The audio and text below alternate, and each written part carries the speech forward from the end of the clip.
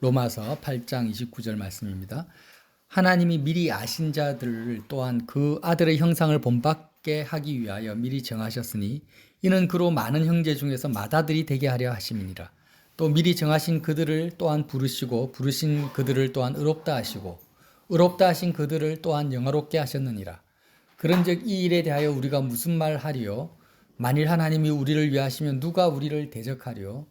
자기 아들을 아끼지 아니하시고 우리 모든 사람을 위하여 내주시니가 어찌 그 아들과 함께 모든 것을 우리에게 주시지 아니하겠느냐? 누가 능히 하나님께서 택하신 자들을 고발하리요?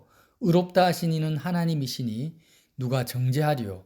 죽으실 뿐 아니라 다시 살아나신 이는 그리스도 예수시니 그는 하나님 우편에 계신 자요 우리를 위하여 간구하시는 자시니라. 누가 우리를 그리스도의 사랑에서 끊으리요? 환난이나 공고나 박해나 기근이나 적신이나 위험이나 칼이랴. 기록된 바 우리가 종일 주를 위하여 죽임을 당하게 되며 도살할 양같이 여김을 받았나이다 한가 같으니라. 그러나 이 모든 일에 우리를 사랑하시는 이로 말미암아 우리가 넉넉히 이기느니라. 내가 확신하노니 사망이나 생명이나 천사들이나 권세자들이나 현재일이나 장래일이나 능력이나 높음이나 깊음이나 다른 어떤 피조물이라도 우리를 우리 주 그리스도 예수 안에 있는 하나님의 사랑에서 끊을 수 없으리라. 아멘. 여러분, 로마서 8장 29절에 하나님께서 왜 우리를 부르시고 예정하셨다고 합니까? 그 아들의 형상을 본받기 위하여 미리 정하셨으니라고 했어요. 그래서 나는 각자가 오늘 하루를 어떻게 살아야 되겠다, 앞으로 어떻게 살고 싶다라는 각자의 인생의 목적과 비전이 있을 수 있습니다. 그러나 우리가 반드시 기억해야 될 것은 하나님 입장에서 나를 보실 때 왜 나를 오늘 살게 하시고 나를 이 땅에 존재하게 하시고 아직도 내가 살아있는 이유가 뭐냐? 예수님의 형상을 본받게 하기 위함이라는 거예요. 로마서 8장 29절에 지금 사도 바울께서 선언하고 있습니다. 꼭 기억하십시오. 예수님의 형상을 본받게 하기 위해서 내가 살아있다. 내가 오늘을 하나님이 살려두고 있다라는 거예요. 다른 이유는 없어요. 나로 하여금 이 땅에서 큰 위대한 어떤 일을 하기 위한 게 아니에요. 자, 하나님의 아들 예수님의 형상을 본받는다라는 게 뭐냐? 예수님이 하나님 아버지를 사랑하고 사랑하는 것처럼 맏아들로서 예수님이 영원 전부터 하나님 아버지를 사랑하고 계시죠. 그것처럼 나도 예수님과 함께 하나님을 사랑하게 하려고 지금 나를 정하신 거예요. 나를 택정하셨다라는 거예요. 다시 말하면 이 말씀을 풀어 말하면 마음을 다해서 목숨을 다해서 예수님과 함께 하나님 아버지와 하나 되게 하기 위해서 하나님이 나를 이 땅에 존재하게 하셨다라는 거예요. 그게 우리 삶의 목적이고 비전입니다. 이것을 놓쳐버리면 우리는 개나 돼지나 버러지하고 다를 바가 하나도 없다라는 거예요. 자, 32절 보세요. 자기 아들을 아끼지 아니하시고 우리 모든 사람을 위하여 내어주시니가 어찌 그 아들과 함께 모든 것을 우리에게 주시지 아니하겠느냐. 하나님께서는 독생자를 아끼지 아니하시고 우리에게 내주셨어요. 이거 믿으십니까? 네.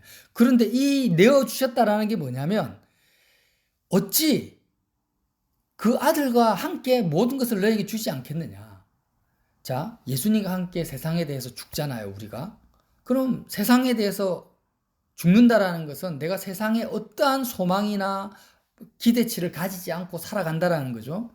그런데 그렇게 주님과 함께 내가 세상에 대해서 죽는 것을 두려워하거나 주저할 필요가 없다라는 거예요.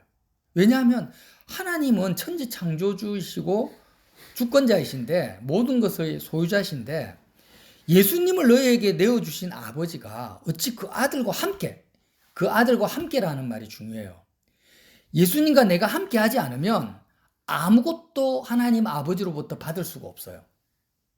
썩어질 것은 내가 얻을 수 있겠죠. 세상에 썩어질 것들은. 그러나 예수님과 함께 하지 않으면, 연합하지 않으면 하나님이 나를 위해서 예비하신 모든 것을 나는 하나도 누리거나 복을 얻을 수가 없다 이 말이에요. 역으로 생각하면. 자, 여러분, 복음에 있어서 로마서가 강조하는 가장 중요한 복음의 그 포인트라고 할까요? 그게 뭐라고 했습니까? 제가 지난 시간에 같이 나눈 것 같은데 죄와 나를 분리시켰다라는 거예요. 이게 너무너무 중요하거든요. 한번 저를 봐주세요. 그리고 죄와 나는 분리가 될 수 있어요? 없어요? 없어요. 왜냐하면 내가 예를 들어서 누구에게 상처를 줬다. 내가 누구를 피해를 줬다면 내 생각으로, 내 의지로, 내 생각으로, 내 의지로, 내 몸으로 내가 피해를 주고 상처를 준 거기 때문에 그 누구에게 나를 변명하거나 내 행동에 대해서 나 잘했다라고 말할 수 없는 거예요. 원칙적으로 아담이 에덴 동산에서 타락했을 때 우리는 죄의 장아찌가 되었고 죄라는 것과 내가 범죄한 것은 절대 사라질 수가 없어요. 내가 잘못한 그 과거의 행위들은 나하고 분리가 될 수 없는 거예요. 그런데 놀랍게도 로마서는 지금 뭘 말하고 있습니까? 죄와 나를 분리시켜서 말하고 있다는 거예요. 이게 너무너무 이상하면서도 복음이라는 것입니다. 왜 죄와 내가 분리될 수 있습니까? 예수님이 이 땅에 오셔가지고 나의 죄를 담당하셨기 때문이에요. 근데 어떻게 담당했냐? 자, 세상 법으로도 연쇄살인마가 도망을 가고 있습니다. 그러면 연쇄살인마가 잡히면 어떻게 됩니까? 죄의 값을 받습니다. 뭐 무기징역을 받든 사형을 당하든지 당합니다. 그런데 도망가다가 연쇄살인마가 차 사고로 죽어버렸어요. 뭐 자살을 했다든지. 그러면 그 본인이 죽어버리면 세상 법으로도요, 죄를 물을 수 있어요, 없어요? 없어요. 죄는 사라지게 돼 있습니다.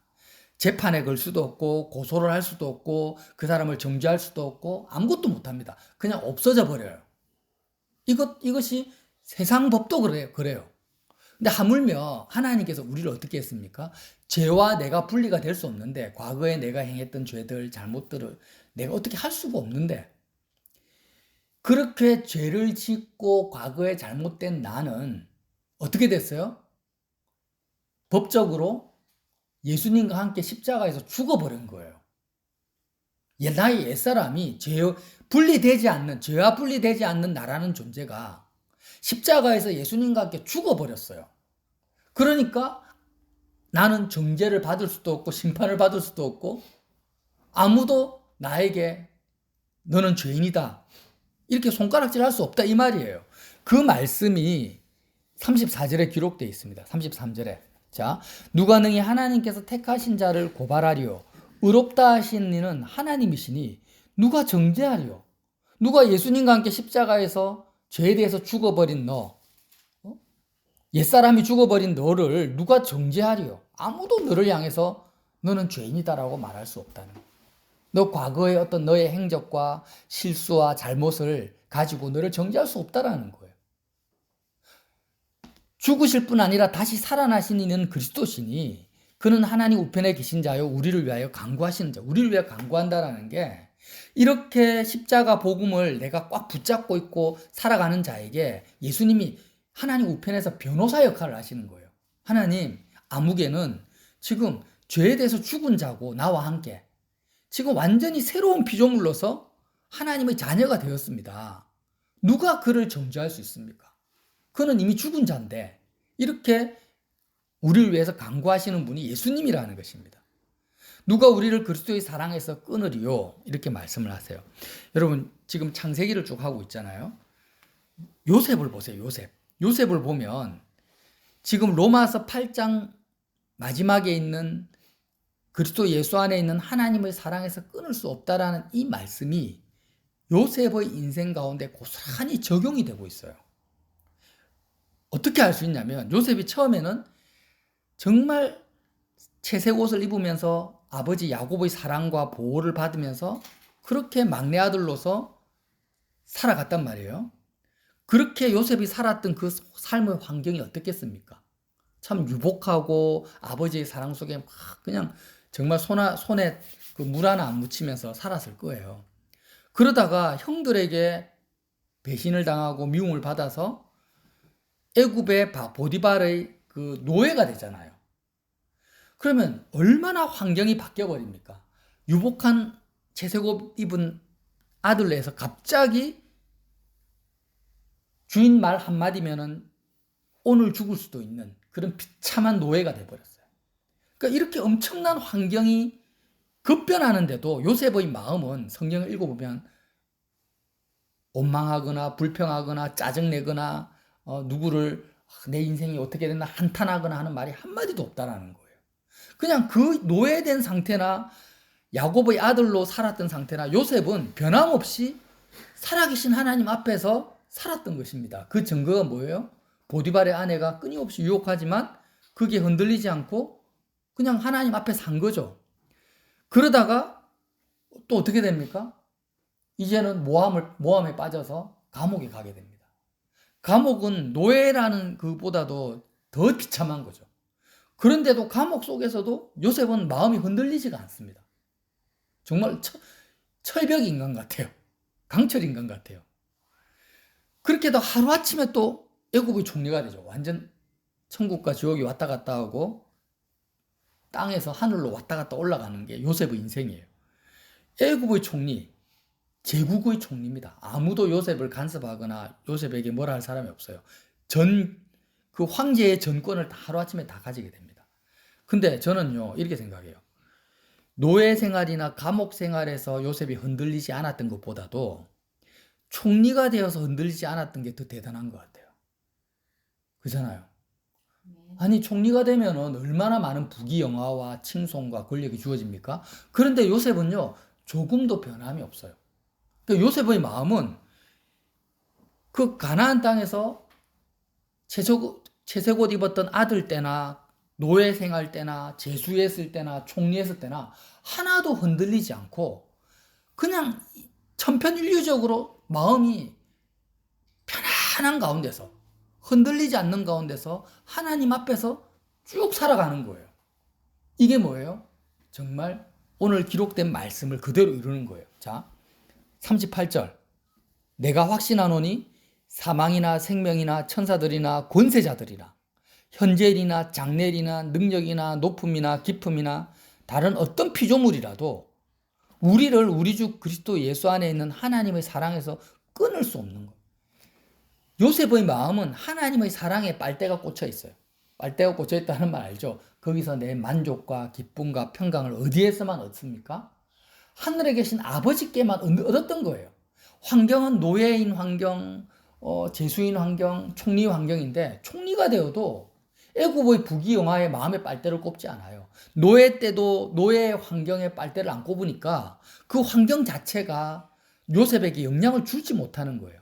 이것을 어떻게 표현을 했습니까? 이번 설교 말씀에서 마음의 닷을, 배가 있으면 닷이 있잖아요. 닷 아세요? 배가 항구에 정박하면 닷을 내립니다. 그럼 닷이 그 깊은 바다 밑에 탁 꽂혀버리면 바람이 불고 풍랑이라도 배는 꿈쩍도 안 해요. 그처럼 요셉의 마음의 닷을 어디에 내렸습니까? 하늘에 계신 아버지께 마음의 닷을 내린 거예요. 그러니까 노예의 풍랑과 재수의 바람과 총리의 햇볕이 따가운 햇살이 아무리 흔들어도 요셉은 하나님의 사랑에서 끊어질 수가 없었던 거예요. 이게 뭐예요? 이게 바로 죄와 나라는 존재가 분리되어서 예수님을 옷 입고 하늘에 안침받은 저와 여러분이 살아야 될 삶의 본질이라는 거예요. 이 동의하십니까? 동의하십니까? 네. 그래서 이 삶의 그 놀라운 누림을 지금 사도 바울은 실제로 누리고 있는데 우리가 주기도문에 보면 이런 기도가 있어요. 예수님이 가르치신 기도. 우리가 우리에게 죄 지은 자를 사하여 준 것 같이 우리 죄를 사하여 주옵시고. 이게 무슨 말이냐면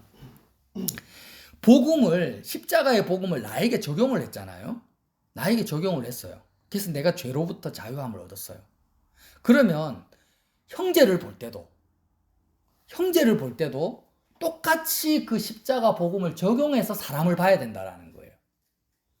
우리가 우리에게 죄 지은 자를 사하여 준 것 같이 내가 다른 사람에게 십자가 복음을 적용하는 것처럼 그 복음이 나에게도 적용됩니다. 이 고백이 주기도문이에요. 자, 여러분, 죄와 나를 분리한다라는 것은 어마어마한 예수님의 공로라고 했죠. 자, 그러면 이것을 어떻게 분리되냐? 죄와 분리될 수 없는 나라는 존재가 예수님과 함께 십자가에서 죽었음을 내가 입으로, 마음으로 믿고 입으로 시인을 해야 돼요. 입으로 시인을 해야 돼요. 입으로 어디서 시인을 하냐? 우리가 모임 가지기 전에 잠깐 나눴지만 예수 안 믿는 사람한테 가가지고 한번 말해보세요. 직장 사장님한테. 사장님, 나는 예수님과 함께 십자가에서 죽은 자입니다. 나는 죄에 대해서 죽은 자예요. 나는 세상에 대해 죽은 자예요. 나는 육체를 벗어버렸어요. 육체를 벗어버렸다. 마음이 육체를 벗었다. 이게 할례잖아요. 할례. 그죠? 세례잖아요. 나는 아버지로서, 직장의 뭐 부장으로서, 남자로서의 육체를 마음이 벗어버렸어요. 나는 예수님을 옷 입은 자예요. 이렇게 이야기를 해보세요. 그럼 사장님 뭐라고 하는지. 우리 말을 이해를 못할 뿐더러 동의도 하지 않을 거고, 나 미쳤냐? 광신자냐? 이렇게 이야기할 거란 말이에요. 복음을 내가 마음으로 안무로 믿어도 세상에 나가서 어떤 사람한테 내가 입으로 시인할 수가 없어요. 복음을 전하는 것 외에는. 그러나 입으로 시인할 수 있는 장소가 어디입니까? 같이 이 십자가 복음을 적용하고 있는 교회라는 거예요. 교회. 그래서 교회에 와서는 어떻게 해야 되냐면 내가 마음으로 믿어서 말하지 못했던 복음을 입으로 시인하는 거예요. 형제들한테. 이렇게 하지 않으면은 우리는 마귀에게 세뇌가 되어 있기 때문에 너는 죄와 분리될 수가 없어. 과거에 너가 지었던 모든 죄는 고스란히 너에게 그대로 남아있어. 그래서 너는 지금도 죄인이고 하나님 앞에 설 수 없는 자야. 이렇게 마귀가 끊임없이 우리를 정죄하고 마음으로 또 정죄하고 참소하기 때문에 이 마귀의 참소를 이길 수가 없어요. 이길 수 없으면 어떻게 되냐? 자, 예수님은 십자가에서 나와 죄를 분리시켰어. 그런데 내가 죄를 끌어안고 있는 거예요. 내가 나의 죄를 끌어안고 있으면 죄는 어디로 갑니까? 하나님의 심판을 받아 지옥으로 갑니다. 마귀와 죄는 지옥으로 가요. 내가 죄를 끌어안고 있기 때문에 나는 지옥으로 갈 수밖에 없는 거예요. 그러니까 이 말도 맞죠. 하나님이 나를 지옥으로 보내는 것이 아니라 사람들이 지옥으로 그냥 스스로 가는 거라는 거예요. 왜 이 말에 성립이 되냐면 예수님이 하신 일 때문에. 예수님이 길을 열어놓았는데 예수님이 열어놓으신 길로 안 가는 거예요. 본인 스스로가 그 길로 안 가. 그 예수님이 열어놓은 길이 뭡니까? 너 자신이 죽은 자로 여길지라는 거예요. 여겨라고. 로마서 6장 11절에 뭐라고 합니까? 이와 같이 너희도 너희 자신을 죄에 대하여 죽은 자로 그리스도 예수 안에서 하나님께 대하여는 살아있는 자로 여길지어다. 아멘. 죄에 대해 죽은 자로 여겨라고요. 내가 아침에 부부싸움을 했어. 아침에 부부싸움을 하고 온갖 죄를 다 지었다 할지라도 지금 네가 정신을 차리고 예수님 안으로 들어오려면 어떻게 해야 되냐? 그 죄와 너를 분리시켜라는 거예요. 어떻게 합니까? 내가 형제 앞에 와가지고 내가 짜증낸 거 아닙니다. 내 죄가 짜증을 냈다고. 이렇게 이야기를 하라는 거예요. 내가 사기친 거 아니에요. 내 속에 있는 죄가 사기를 쳤다라는 거예요. 그렇게 죄와 하나가 된 나는 십자가에서 죽었어요. 이렇게 말을 하라는 거예요. 마음으로 믿고. 그리고 나는 지금 예수님과 함께 하늘에 안침받은 자입니다. 나는 하나님의 자녀입니다. 그리스도 예수 안에 있는 자입니다라고 이야기를 하라는 거예요. 이렇게 마음으로 믿고 입으로 시인하지 않으면 구원을 못 받는다라는 거예요.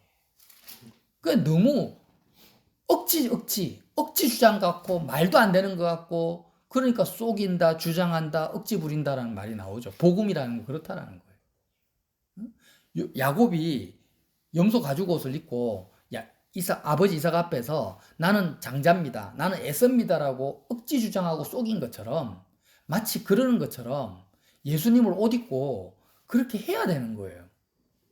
그게 바로 뭐예요? 십자가 생활하고 그렇게 하는 거 외에는 우리가 구원받을 길이 없어요. 내가 어떻게 내 행동을 뜯어 고칩니까? 내가 과거의 나를 내가 바꿀 수 있어요. 물은 쏟아져 버렸는데 내가 죽는 것밖에 없어요. 그렇게 해서 어떻게 하라고요? 그리스도 예수 안에서 하나님께 대하여 살아있는 자로 여기고 그러므로 그렇게 하면 너희는 죄가 너희 죽을 몸을 지배하지 못하게 하여. 자, 내가 과거의 죄를 나와 분리시키지 않으면 어떻게 되냐? 죄가 너희 몸을 지배하게 되는 거예요. 끊임없이 죄에게 끌려다니고 죄의 종으로 살 수밖에 없는 거예요. 그런데 죄와 나를 십자가에서 분리시키고 죄에 대하여 죽은 자로 나 자신을 믿고 주장하면 죄가 나의 몸을 지배하지 못하게 된다 이 말이에요. 몸의 사욕에 순종하지 말고 또한 너희 지체를 불의의 무기로 죄에게 내주지 말고 오직 너희 자신을 죽은 자 가운데서 다시 살아난 자 같이 하나님께 드리며 너희 지체를 의의 무기로 하나님께 드리라. 여러분, 성경에 보면 죄와 싸우라는 말이 있잖아요. 이 말도 사실은 말도 되지 않는 거예요. 아니, 나라는 존재 자체가 죄인데 무슨 죄와 싸워? 내가 내 뺨을 때릴 수 있습니까? 그러니까 죄와 싸우라는 이 말 자체도 어디를 근거로 하는 겁니까? 십자가 복음, 예수님의 공로를 근거로 하는 거예요. 죄와 내가 분리가 돼야지 죄와 싸우지. 죄와 내가 분리가 안 되는데 어떻게 내가 죄와 싸워요? 객체가 아닌데. 그러니까 죄와 싸운다라는 말도 어떻게 죄와 싸우느냐? 죄와 싸운다라는 그 의미가 내 속에 있는 죄의 욕망을 내가 막 억누르고 하고 싶은데 안 하고 절제하고 이게 아니에요. 그런 걸 죄와 싸운다고 생각을 했죠, 여태까지.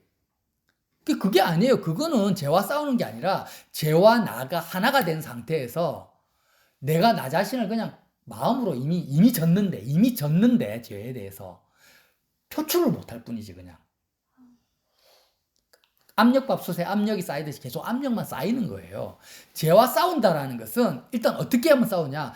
죄와 나를 어떻게 해야 돼요? 분리를 시켜야 돼요. 내가 분리시키는 게 아니에요. 예수님이 십자가에서 죽었는데 그때 그 죽음을 먹고 마셔. 그러니까 죄를 범한 나, 1초 전에 내가 죄를 범했어. 그 죄를 범한 나는 어떻게 됐다? 주님과 함께 십자가에서 죽었다라는 거예요.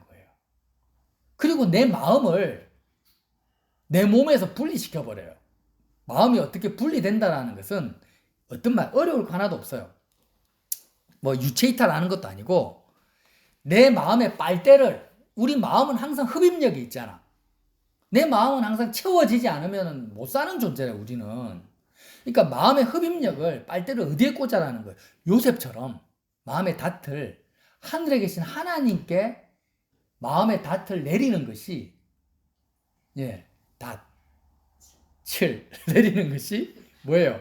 마음을 뭔가 분리시킨다라는 거예요. 마음이 몸을 떠나는 거예요.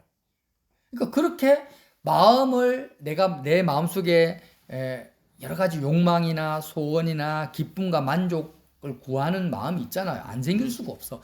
그런 마음을 눈에도 보이지 않는 하나님께 둘 수 있는 것 자체가 뭐예요? 누구 때문에? 예수님 때문에.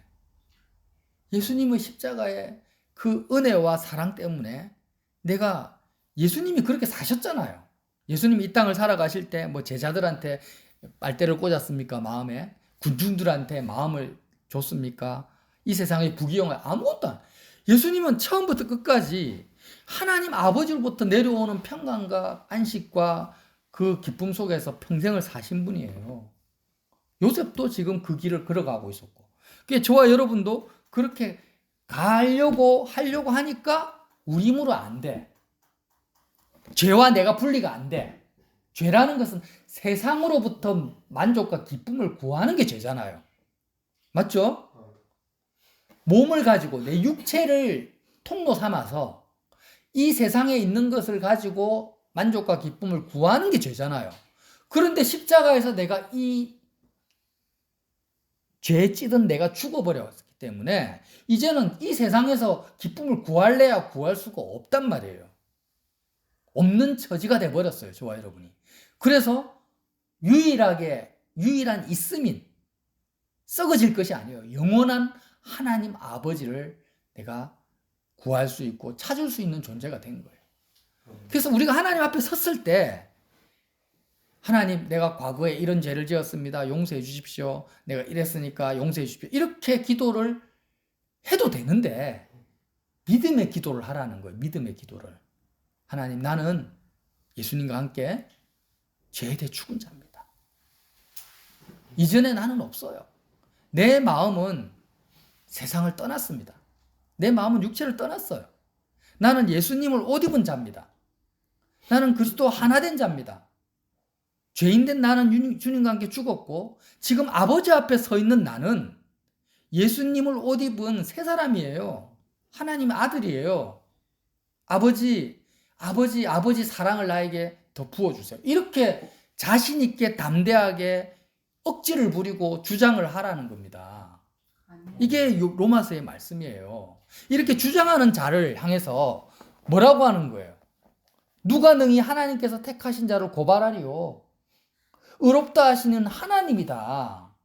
그렇게 주장하고 그렇게 억지 부리라는 분이 하나님이라는 거예요. 근데 누가 하나님도 너를 고발하지 않고 하나님이 너를 의롭다 하는데 누가 너를 정죄하리요?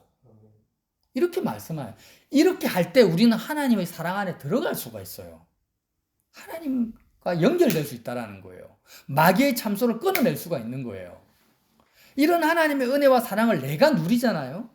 내가 누리면 이 은혜의 복음을 누구에게도 적용하라고요? 너 자신에게만 적용할 것이 아니라 형제에게도 적용을 하라는 거예요. 그게 뭐예요? 우리가 우리에게 죄 지은 자를 사하여 준 것 같이 우리 죄를 사하여 달라는 이 기도라는 거예요.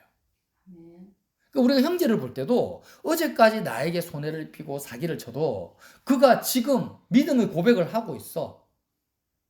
하나님의 자녀라고 주장하고 있어. 그럼 우리는 그 형제가 나에게 범한 죄를 그 존재와 분리를 시켜야 되는 거예요. 이해됩니까? 우리가 누구를 미워할 때, 정죄할 때 죄와 그 사람을 분리 안 시키잖아요. 그가 그냥 죄인이야, 내 마음에서는. 그 존재 자체가 싫어요. 그런데 그렇게 보면 안 되는 거예요. 그가 죄의 종이 되어가지고 그러한 행위를 했을 뿐이고 이제는 죄에서 해방됐기 때문에 의의 종이 되어서 하나님의 자녀로 봐야 되는 거예요. 이렇게 하나님이 나를 보고 계신다니까? 이렇게 하나님이 나를 상대하시는 거예요. 그 믿음이 진짜라면 너도 형제를 볼 때 그렇게 보게 될 거라는 거예요. 이해가 되십니까? 그래서 이렇게 예수 그리스도 안에 있는, 예수님 안에 있어요. 내가 육체 안에 있으면 하나님의 사랑을 느끼지 못해요. 세상 안에 있으면 하나님의 사랑과 상관이 없어요. 그런데 그리스도 예수 안에 있다면 내 몸을 떠나고 세상에 대해서 온전히 죽어서 그리스도 안에 있다면 하나님의 사랑에서 아무도 나를 끊을 수가 없다라는 겁니다. 이 복음을 우리가 같이 누립시다. 이게 십자가 생활화예요. 생활 속에서 하라는 거예요. 생활 속에서. 자, 그래서 제가 이랬죠. 우리 가정교회 아니다. 우리 가정교회 아니야. 뭐예요? 십자가 생활화 센터다, 여기는. 왜? 내가 말씀을 통해서 십자가에서 그리스도와 함께 날마다 죽고 하나님의 사랑을 내가 누리는 그 삶을 연속해서 살아가는데 우리가 모였을 때 십자가 생활화 센터 하면서 이건 참 교회다. 여기가 참 교회다. 교회라는 것은 뭐냐? 아까 말했잖아요. 내 마음으로 믿었던 것을 입으로 시인할 수 있는 그 모임이 교회인 거예요. 아무도 이제 혜민 형제가 나는 세상에서 죽었어요. 나는 직장에서 죽었어. 나는 하늘에서 예수님과 함께 살아있는 자. 이렇게 말을 하면 여기서 아무도 혜민 형제 보고 미쳤다고 할 사람 없단 말이에요. 맞아. 동의하고. 그래. 더 주장해. 더 그렇게 말해야 돼. 이렇게 할 사람밖에 없는 거예요. 그게 교회인 거죠. 교회 와가지고 직장 문제, 가정 문제 그런 거 해결하는 장소가 아니에요. 교회는. 세상에 마음을 두고자 하는 게 아니에요. 하늘에 마음을 두는 곳이에요. 그래서 그런 참 교회로서 우리가 모여서 그렇게 입으로 계속 말을 하세요. 말을 하시고 같이 동의하시고 그렇게 해서 은혜 안에서 우리가 사랑 어떤 것도 우리 하나님의 사랑이 끊을 수 없는 요셉과 같은 저와 여러분 되시기를 예수님 이름으로 빌어드립니다.